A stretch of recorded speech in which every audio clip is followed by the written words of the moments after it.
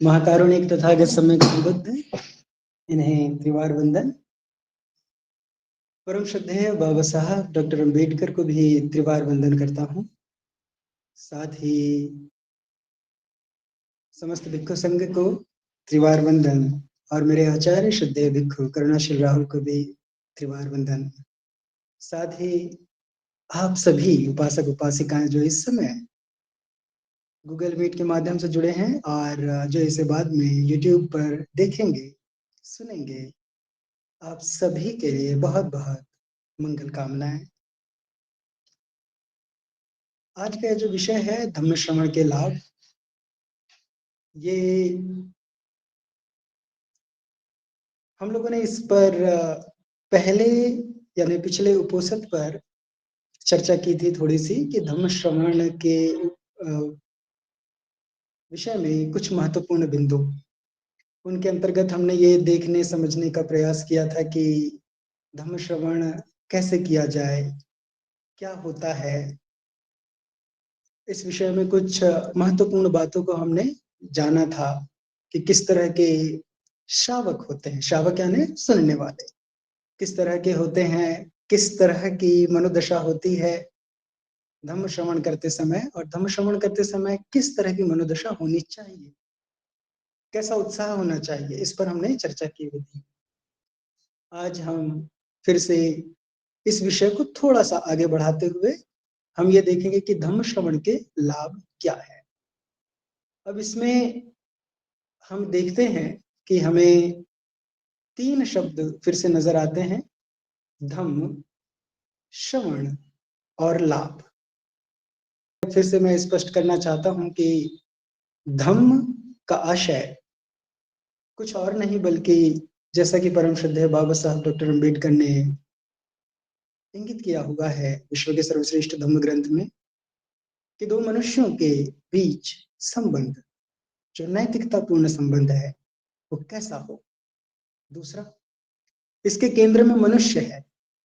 एक तीसरी बात कि इसके जो आधार तत्व हैं वो है करुणा और प्रज्ञा।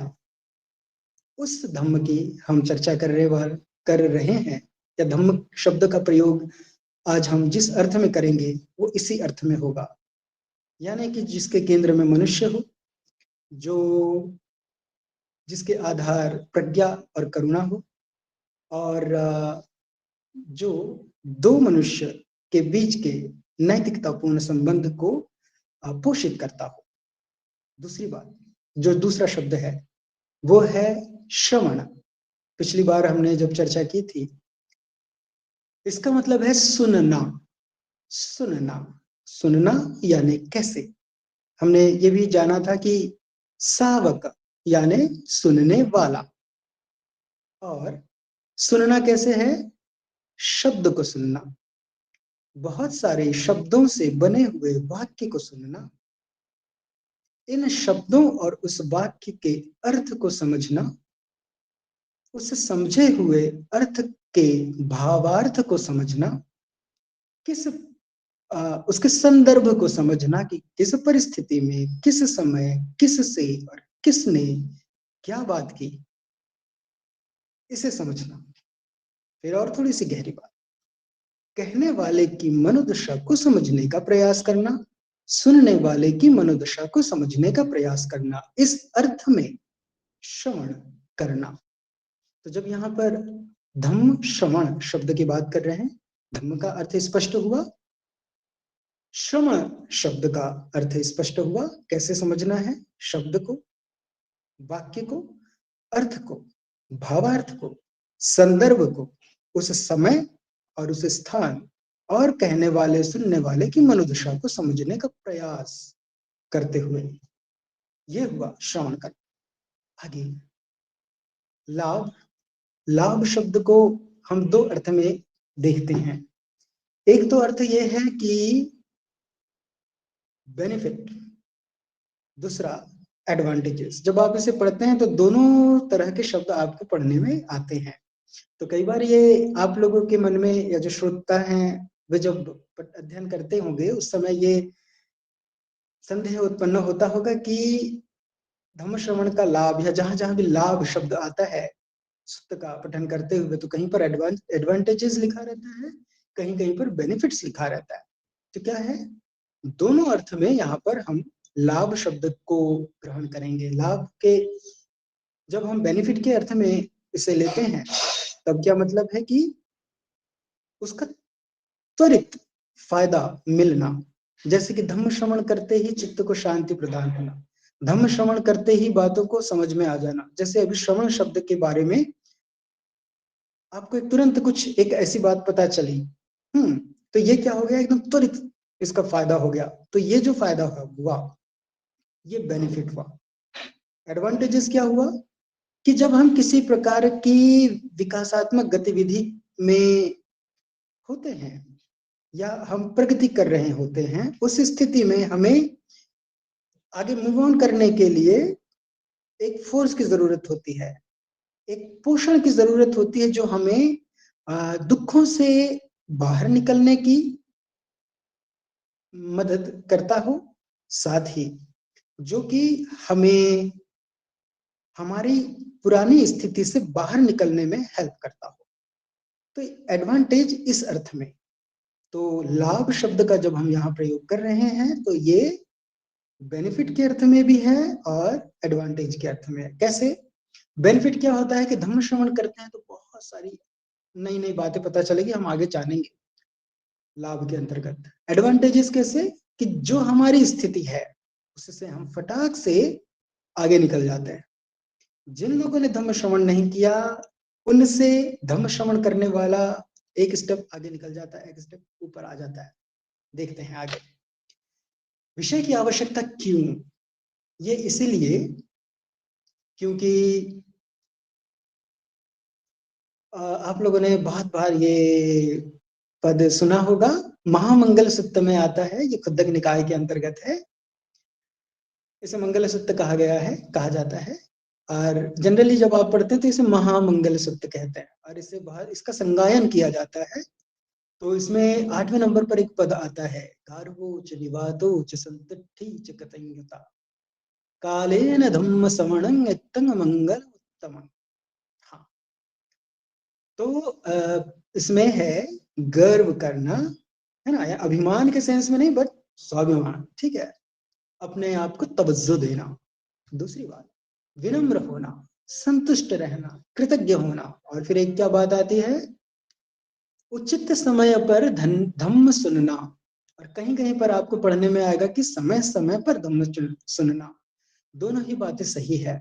उचित समय क्या हुआ कि जैसे ही 8 बजने वाला है, आपको याद आ गया होगा कि ओहो, अभी तो धम्म संदेश जी उधर अभी गूगल मीट की तैयारी कर रहे होंगे, या जो संचालक महोदय है वो तैयारी में हो गए, अभी मुझे भी अपना काम खत्म करना है और समय हो रहा है, 8 बज रहा है, और मुझे अभी गूगल मीट सुननी है, क्योंकि गूगल मीट में कोई एक अच्छा श्रोता आकर कुछ विशेष बात बताने वाले हैं। तो ये क्या हो गया, समय पर धम्म सुनना। दूसरी बात, समय समय पर धम्म सुनने का क्या अर्थ हुआ कि जैसे आपने कई बार आज तक तीसरण और पंचशील को सुना होगा, उसकी व्याख्या सुनी होगी, अलग अलग लोगों से सुना होगा, अलग अलग भिक्षुओं से सुना होगा, अलग अलग किताबों में पढ़ा होगा। तीसरण पंचशील वही है, लेकिन जब भी आप अलग अलग बार सुनते हैं, यानी समय समय पर सुनते हैं, उसमें कुछ ना कुछ नया आएगा, या तो नया तरीका होगा, नई शब्दावली होगी, कुछ नए अर्थ पता चलेंगे, कुछ गहरे अर्थों की तरफ आप अग्रसर होंगे। और ये सब जीवन के लिए बहुत कल्याणकारी है। इसलिए जो महामंगल सूत्र में बात आती है कि कालेन धम्म श्रवणं एतं मंगलमुत्तमं, तो समय समय पर धम्म सुनना, तो ये आवश्यकता है। अब क्या होता है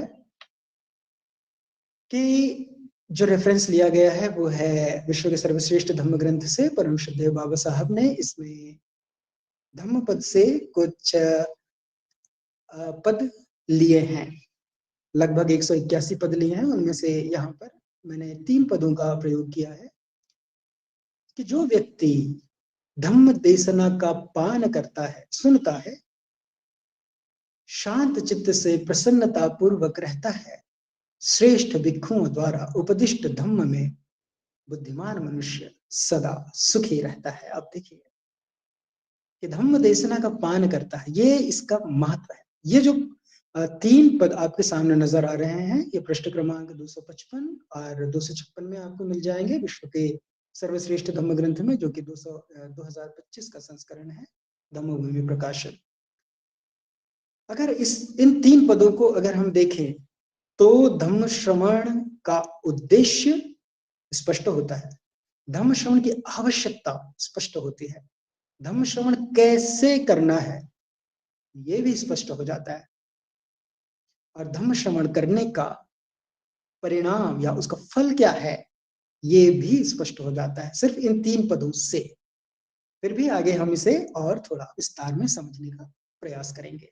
ये कैसे? धम्म देशना का जो पान कर रहा है, जो सुनता है, तो पहली बात क्या आ रही है कि उसका चित्त शांत होता है। शांत होता है तो प्रसन्नता या मुदिता महसूस करता है। वो श्रेष्ठ भिक्षुओं से या भिक्षुओं से जब धम्म देशना को सुनता है तो उसके जीवन में सुख आता है।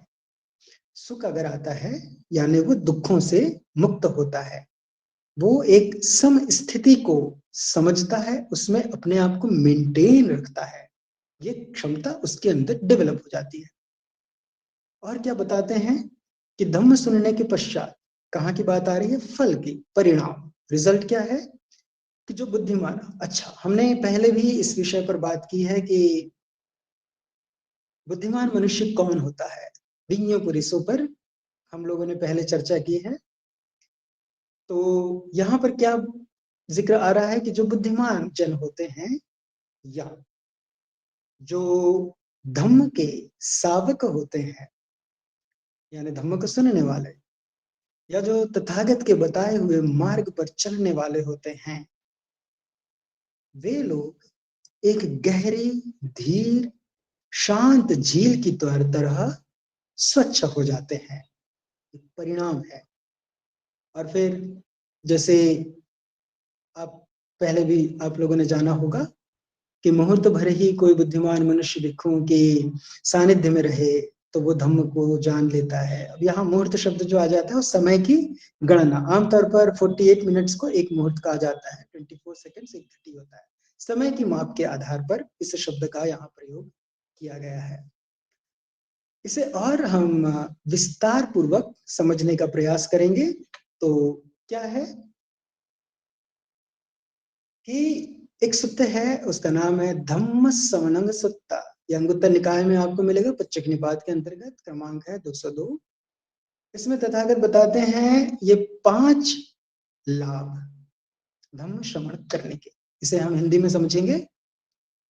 हिंदी में तथागत बताते हैं कि जो सुना नहीं वो सुनता है, ये पहला लाभ है।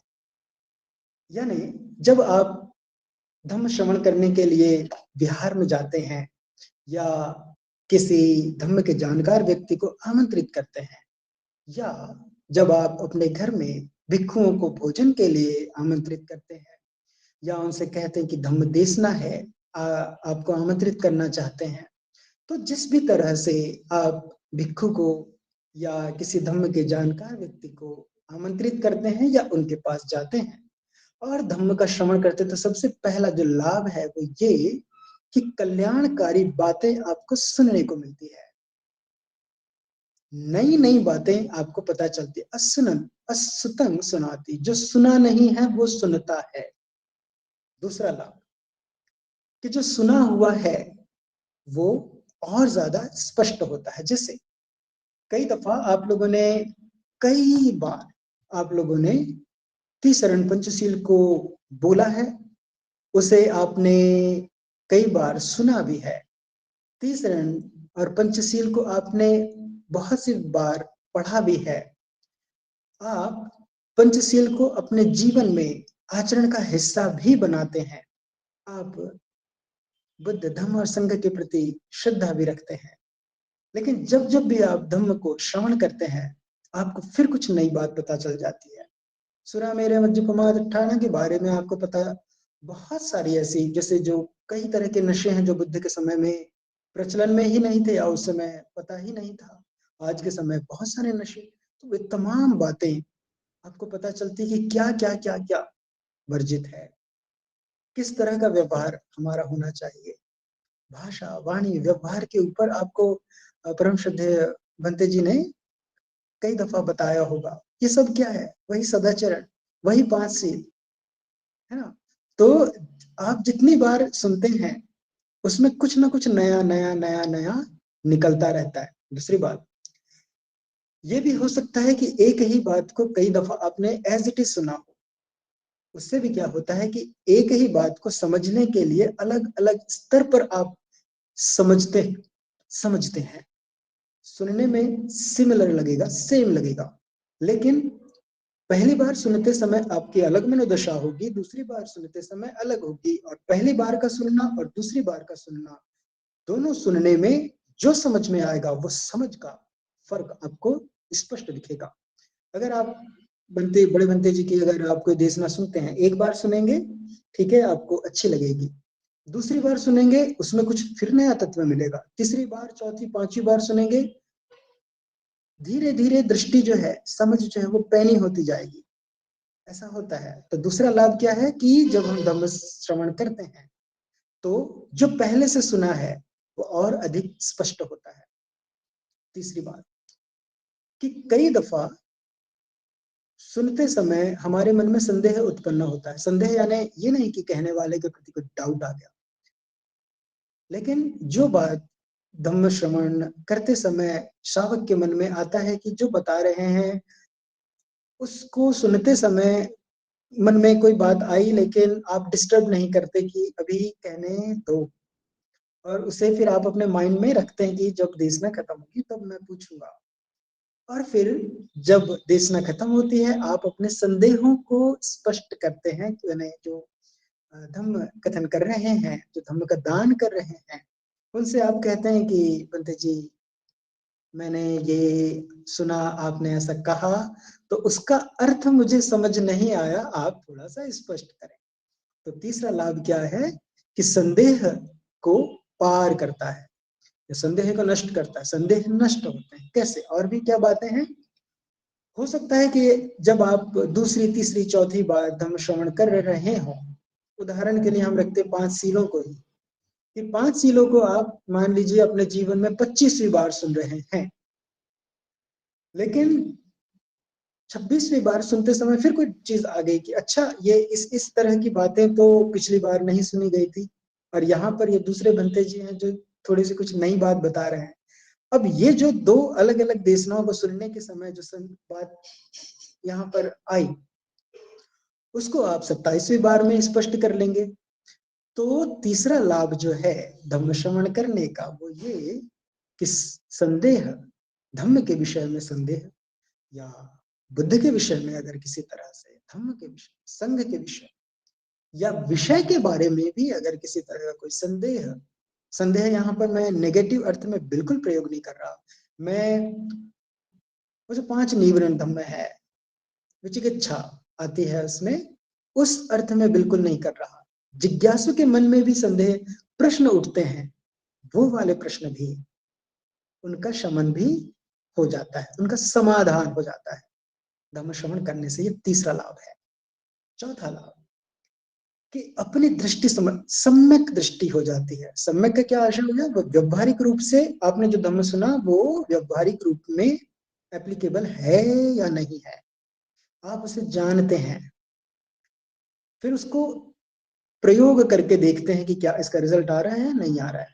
रिजल्ट आ रहा है तो जैसा कहा गया वैसा ही रिजल्ट आ रहा है या नहीं आ रहा है, और जिस तरह से कहा गया अगर वैसा रिजल्ट आ रहा है और वो रिजल्ट आपके लिए कल्याणकारी है या नहीं, इसको भी आप देखते हैं। अगर उसका रिजल्ट आपके लिए कल्याण का रिजल्ट आ रहा है बट वो कल्याणकारी है तो आप उसे कंटिन्यू करेंगे, और अगर आपके लिए कल्याणकारी नहीं है तो आप उसे छोड़ देंगे। तो यहाँ क्या होगा? सम्यक दृष्टि, यानी कि सीधी सीधी बात जो कही गई उसको एज इट इज, जैसा कहा गया वैसा मान लेना नहीं, चेक करना उसको। इसके लिए शब्द है धम्म विचय, इन्वेस्टिगेट करना, खोजबीन करना, उसको चेक करना ठीक है या नहीं। ठीक है, जो कहा गया सिर्फ सुनकर, जैसे कालाम सुत्त में भी आता है और भी कुछ दूसरे सुत्त में आता है, केवल सुनी सुनाई बात नहीं स्वीकार करनी है, चेक करना जरूरी है। पढ़ी पढ़ाई बात नहीं सुन स्वीकार, चेक करना है, बिल्कुल विवेक शून्य होकर स्वीकार नहीं। धम्म श्रवण का फायदा यह है कि आपकी दृष्टि, आपकी समझ बहुत पैनी करती है। पांचवा लाभ कि जब आप सुनी हुई बात को अप्लाई करते हैं या उसे चेक करते हैं, इसका रिजल्ट कैसा है, रिजल्ट जो आ रहा है कल्याणकारी है कि नहीं, मेरे लिए कल्याणकारी है, साथ ही साथ ये दूसरों के लिए भी कल्याणकारी है या नहीं, इसका जो रिजल्ट आ रहा है वो मेरे और दूसरे और सभी के लिए कल्याण, संपूर्ण सभी मनुष्यों के लिए ये हितकारी है या नहीं है। इस बात को चेक करने के बाद जब आप पूरी तरह से आश्वस्त हो जाते हैं कि हाँ हाँ भंते जी ने जो बात बताई वो तो बिल्कुल सही बात बताई, तो इससे क्या होता है, आपके मन में धर्म के प्रति श्रद्धा उत्पन्न होती है और वो श्रद्धा आपके चित्त को शांत करती है, आपका चित्त निर्मल होता है। निर्मल का क्या हो गया, वो तमाम प्रकार के जो आसव है, जैसे दिट्ठी आश्रव की बात आती है या कामाश्रव की, भावाश्रव की बात आती है, कुछ बन जाने के लिए जो होड़ पैदा होती है, वो सब जो होड़ है शुद्ध मतलब गला काट प्रतियोगिता से हटकर अपने आप को विकसित करने के अर्थ में वो बदल जाती है। तो जब आपके जीवन में दुखों का क्षय होता है और जीवन सुंदर बनता है, तो प्रसन्नता, इस स्वाभाविक मुदिता आपके भीतर उत्पन्न होगी। तो ये सब रिजल्ट हैं। तो 5 लाभ इस तरह से तथागत बताते हैं। और इस तरह की जो मुदिता होगी वो आर्टिफिशियल नहीं होनी चाहिए, वो सच में जब आपको कुछ अंदर से कुछ चेंज आया, कुछ बदला, और वो जो बदलाव हुआ, वो बदलाव अपने आप आपको, आपके चेहरे पे हल्की सी मुस्कान अपने आप ले आएगा, भीतर की जो मुदिता होगी। ये 5 तरह के लाभ तथागत बताते हैं। थोड़ी सी और इसको समझने का हम प्रयास करेंगे। 3 और लाभ हैं, लेकिन यहाँ पर कुछ कंडीशंस है। कंडीशंस क्या है कि जो धम्म का श्रवण आप कर रहे हैं, साथ ही साथ उसे बहुत ही गंभीरता पूर्वक उसको अपने जीवन में, आचरण में उतारना भी, उस पर गंभीर चिंतन करना। जैसे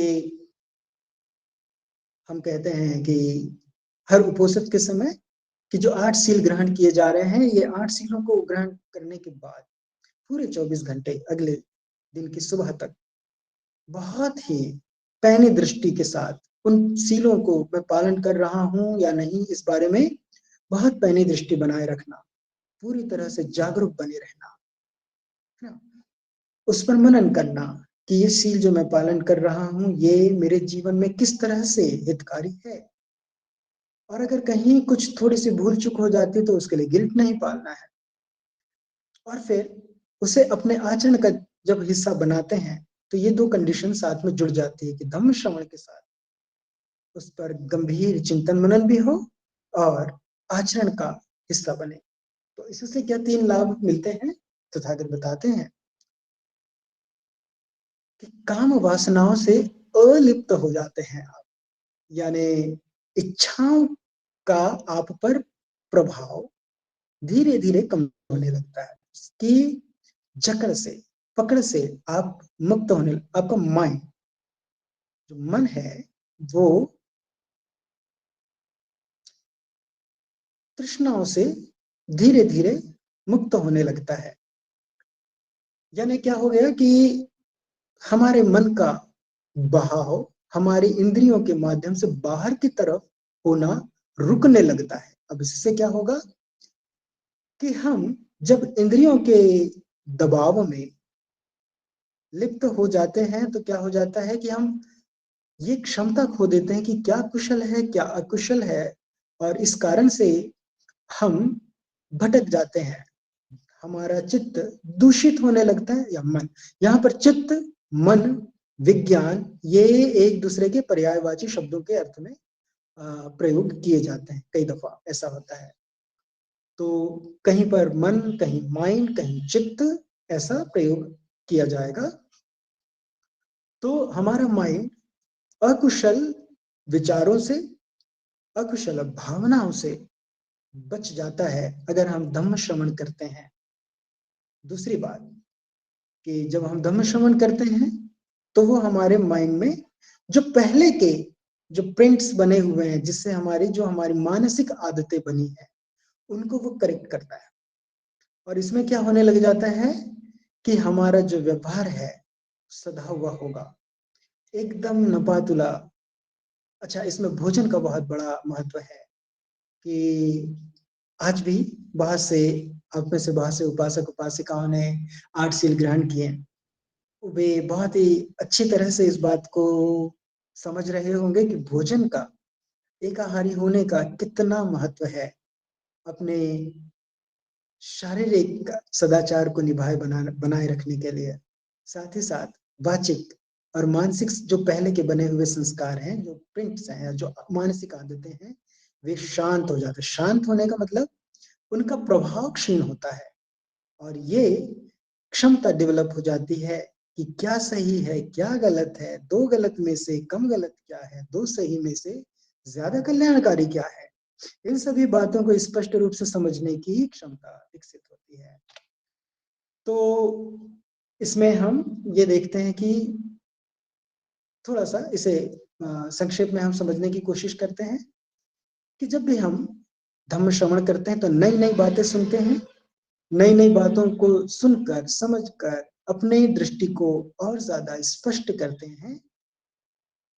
तमाम तरह की मन को भटकाने वाली और अकुशल कर्मों में हमें उलझाने वाली जो गतिविधियां होती हैं, उनसे हम अपने आप को परे कर लेते हैं।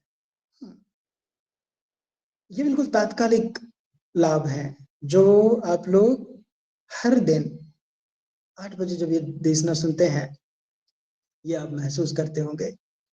साथ ही जिस तरह से हमने पहले वाले पेज पर भी देखा था कि ऐसा व्यक्ति गहरी, धीर, शांत झील की तरह स्वच्छ हो जाते हैं। तो ये लाभ है। करना क्या है? करना क्या है इसको समझते हैं। करने के लिए क्या है कि मैंने एक संदर्भ लिया है पुनर्वसु सूक्त से। इस सूक्त में क्या हो रहा है कि दो छोटे छोटे प्यारे बच्चे हैं। एक का नाम है पुनर्वसु, या पाली में बोलेंगे पुनर्वसु, और उसकी एक बहन है, उसका नाम है उत्तरा। और ये दोनों अपनी मम्मी के साथ, अपनी माता जी के साथ बुद्ध की देशना सुनने के लिए जाते हैं।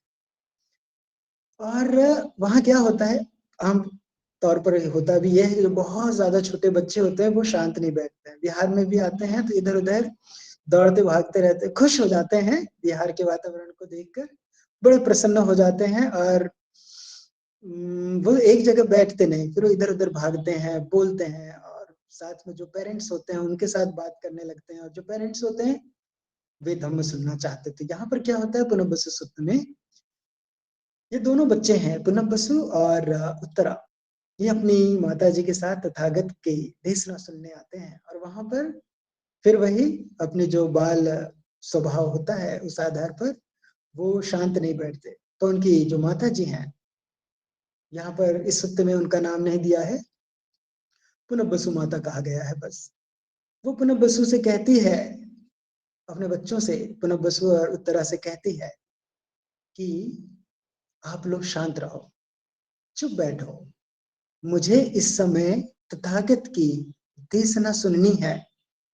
और तथागत की देशना कल्याणकारी होती है। तथागत की देशना निब्बान की ओर ले जाने वाली होती है। वो ये भी कहती हैं कि सभी को अपनी संतान प्यारी होती है, सभी को अपना हस्बैंड प्यारा होता है, लेकिन इस समय मैं, मेरे लिए सबसे प्रिय कर धम्म देशना को सुनना है।